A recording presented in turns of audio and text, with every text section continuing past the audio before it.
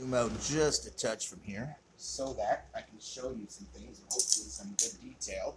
All right, so what I was talking about in the previous video, it may not go up. In fact, I'm pretty sure it won't. So I'm going to do this again and just kind of show you these real quick.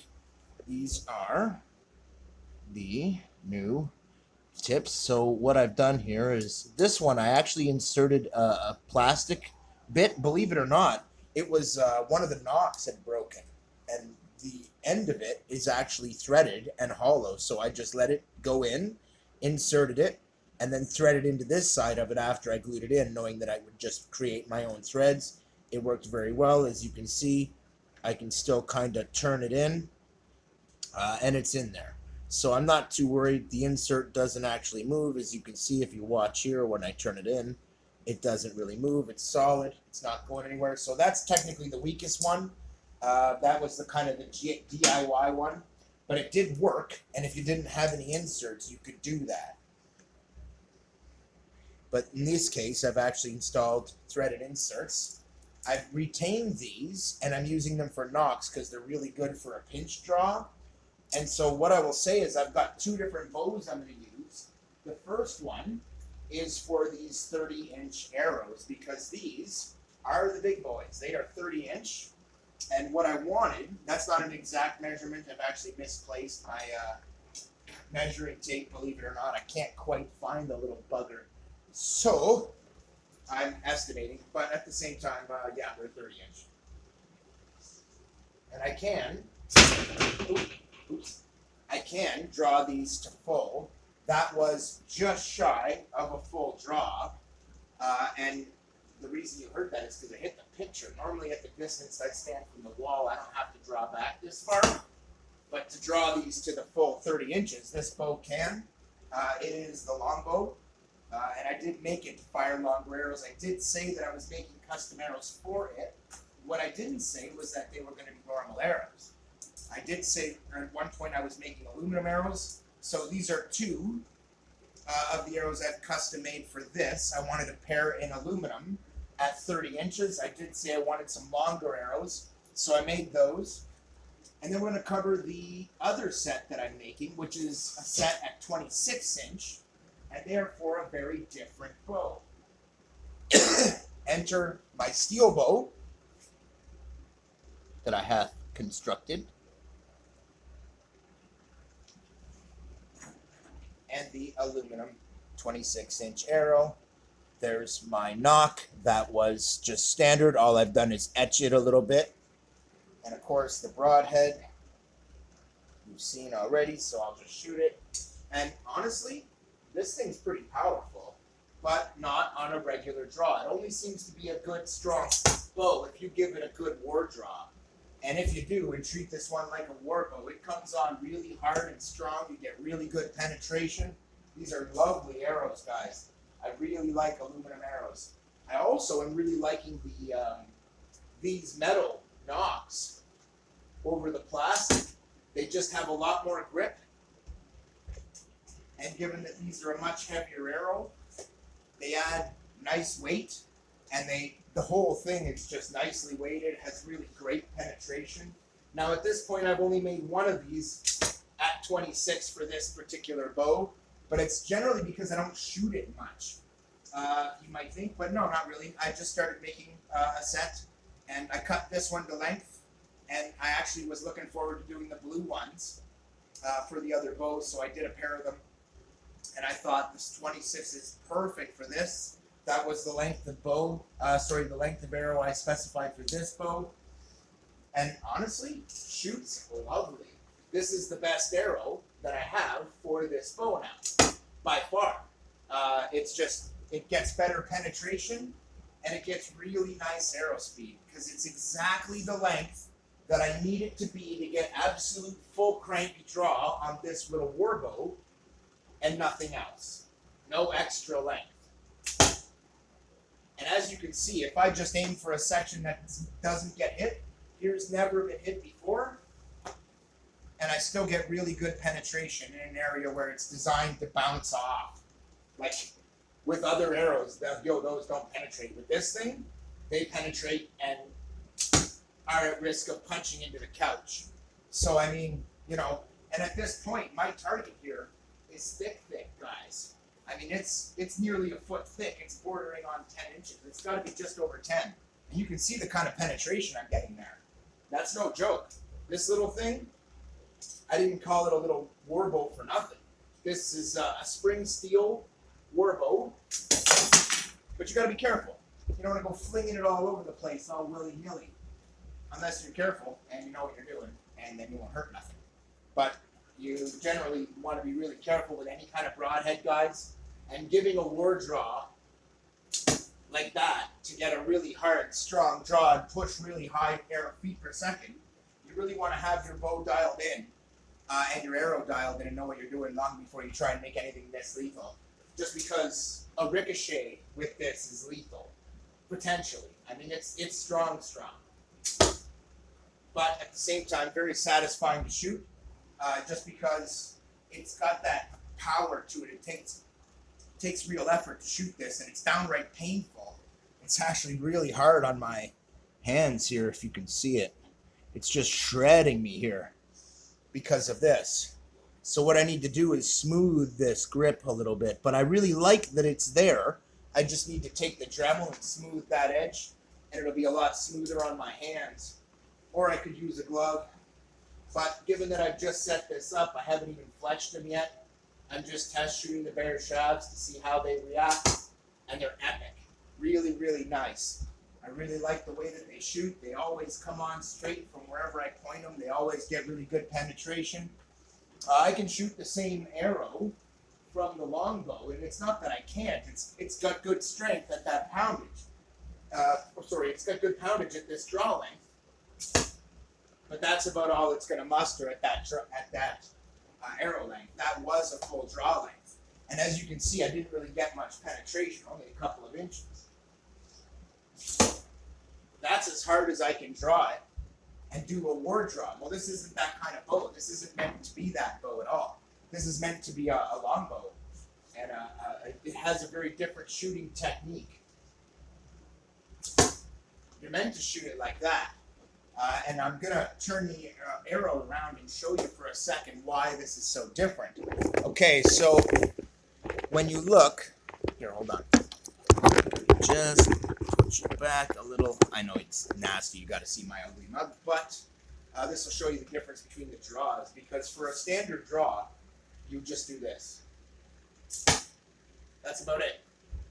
For a war bow, that's not what you do.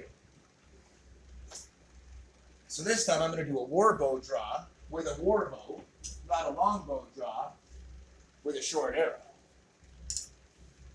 Because with this bow, you don't do that.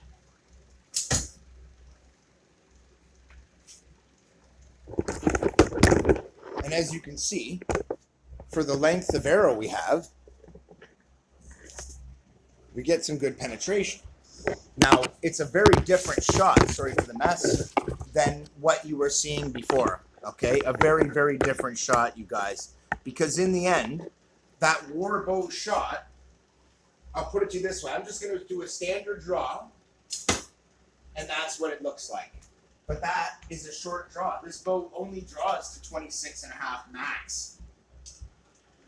And this arrow is set up to draw to the max of this bow at its absolute maximum. And because it is, you can see it's pretty accurate. And it's punching really above its weight category, but you might think, but this is actually a really strong bow that wasn't getting spectacular arrow speed. I still haven't waxed the string, so it'll still get better. It is a spring steel bow, and I have found, while they are more stable than other bows, for example, made out of fiberglass, they are also suffering from lower arrow speed. But if I give that bow a really good war draw, I will get amazingly good arrow speed with this aluminum arrow, because it can take the force that that bow is capable of generating. In fact, with other arrows, as I've shown in previous videos, the harder I pull with that, the more inaccurate it was giving me any arrow, because it was over flexible. It's too high a poundage. Whereas with the aluminum arrow, I can draw it as hard and fast as I want, and I won't flex the arrow badly at all. Which is what I find with these ones. Now, these ones are the ones I made for the longbow guys. And you can see a very similar result is evident. It's much longer, it's 30 inches. But this bow has a 30-inch draw, and in fact, it'll draw even farther. But as I've said, you do have to be really careful, and you don't want these slipping off. Okay? Otherwise, you're going to get it slip. Now, you'll see when you look around my place, I have things set up so I can do this kind of stuff. But in the end, that's just a light standard draw. Okay? And this arrow is still punching right through. Now, when I fired this exact arrow through the other bow, it gives me a very different response, guys, because it doesn't have the draw length to give you the arrow speed. Even though it's stronger, this is such a long, heavy arrow, it doesn't do that when I shoot with that bow. And it's kind of one of the things that you need to cover if you're going to be making your own bows and arrows, is the type of setup you use. So, I mean, look at this. This is going to look almost comical now. I mean, look at this. This is my, what am I, Cupid? Look at the length of that over the front of this bow. And this bow is only capable of a 26-inch draw. And even when I give it a war draw, okay, it'll fire it. You betcha. No trouble. As you can see, punches it right in there. But it wasn't accurate. It threw it off. And it didn't get as deep a penetration. Even though that's a spot in the target that gets hit all the time, it could have gone through and through. Because it's too heavy. You might think with more weight, it'll be better. But in reality, I lose feet per second over the 26-inch arrow. Which is strange. I mean, this is the higher poundage bow. But it's also shorter draw length. Made for short draw length. Made for shorter arrows. And when you give it the arrows it's made for, and I fire that 26-inch from it, it's bloody brilliant, mate. It loves it. But the same is true for this longbow. If I take the longbow and start firing the 26-inch arrows, it really doesn't care for them that much. It'll fire them, but it really likes these ones. Why? Because it's designed for a 30-inch draw, and a 30-inch draw is giving me crazy penetration off the same arrow that the other stronger bow rejects. And it's pretty funny. Now, there's only about actually, that's not quite accurate. This one's right around 50 pounds at 30-inch draw length. It's more like 58. The other one's 65 at like 26-inch draw length. So it's a big difference there.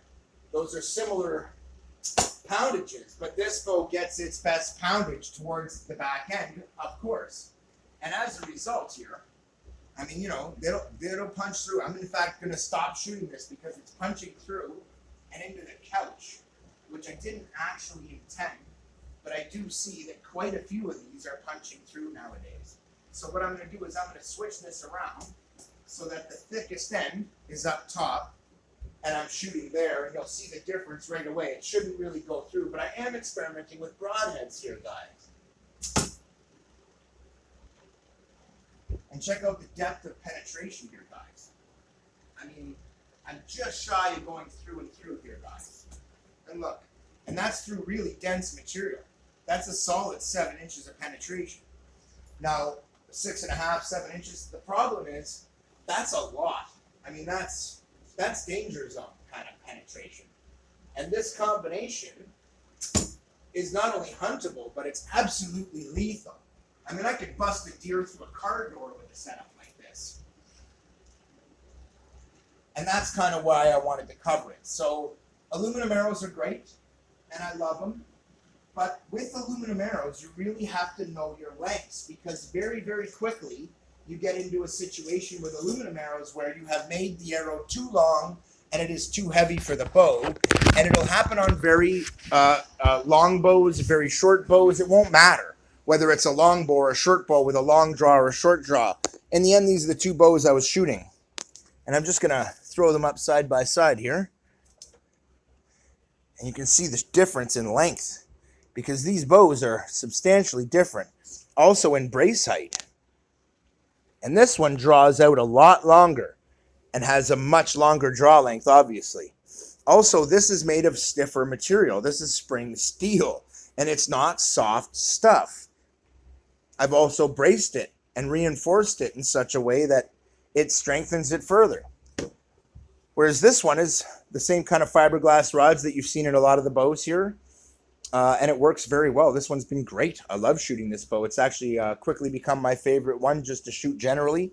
And now that I have my 26 and 30-inch arrows, I'm golden happy.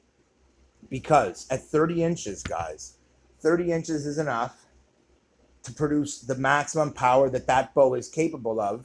Not quite. I could go a little farther back. It's actually capable of a 32-inch draw, but because it's a fiberglass rod bow, the more pressure you put on these, the more they tend to want to break. Whereas a spring steel bow, I can pull on that as hard as I want. It's not going to break. And so there's considerations to be had there too. But in the end, even if this bow could handle a 32-inch draw, it wouldn't change anything. What it would mean is if I started using a 32-inch arrow, I would need to be at a 32-inch draw to fire it properly, or at a 30-inch draw. Whereas the 26-inch arrow, this bow will fire, but I would actually get better feet per second going with a 28 or a 29-inch arrow. This bow, in fact, loves the 29.5-inch arrows the way I got them out of China. But it's because I customized the bow for that. So it's set up specifically to fire those arrows for that draw length, for that poundage. That was the whole point. Whereas this one was, I've got stronger arrows, I want a stronger bow that won't break on me. The takedown bows are great, but you can't have them too high a poundage or they snap this. So in the end, I wanted something that wouldn't break, rock solid, can't go anywhere, not going to break, dead solid. I can shoot it over and over again. It's really quite good, but it's a war bow only. You really don't get good poundage unless you give it a good technique war bow draw. When you do, it's badass. As soon as you start leaning into it in anger, it's a good bow. But if you're not doing that, don't even bother. You're better off shooting something lighter. But when you do, it's epic. And with the 26-inch shaft length, those aluminum arrows on this bow are absolutely badass, and they are like a match made in heaven, and they will bust through a car door. This, with the 30-inch version of that, is exactly the same thing. Now, that's 4 inches difference in the draw length of the bow, guys. And that's what a key I want to get to here. Both of these lengths are set up for the specific bow, and this is some of the reasons why. One is a much longer bow. It's 60 inches long. The other, or over 60 inches long. As a point of fact, it started out as a 64-inch rod. Was about 62 bowed, and then I cut 2 inches off it, so now it's about 60. So it's, like I said, a 60-inch bow, whereas this is more like a 36-inch, 38-inch bow. It's a 3-foot long bow, just barely, in fact. It's 36 inches. No, 36 and a half, I think. So that's a huge difference in the length of the bow, and it changes drastically the draw length of the bow. Now, what I like about these types of aluminum arrows is they'll work well in a crossbow, they'll work well in a normal bow, they'll work well in a war bow, they'll work well in anything, as long as it has enough power to fire that arrow. Also, if you have a type of riser where the bow arrow has to flex around your riser in its flight, don't use aluminum arrows. They just don't have the flex for that. But if you have a setup like I set up where mine fires straight off the riser and everything is lined up to that point, so they shoot straight off, they don't need to flex around, and you can use a very high stiffness rating on your arrows, and that'll allow you to have the stiffness that you need to transition power through the arrow. That's one of the reasons I like aluminum arrows. They don't have the flex, and the type of bows that I design don't require the arrows to have a lot of flex. Keith out.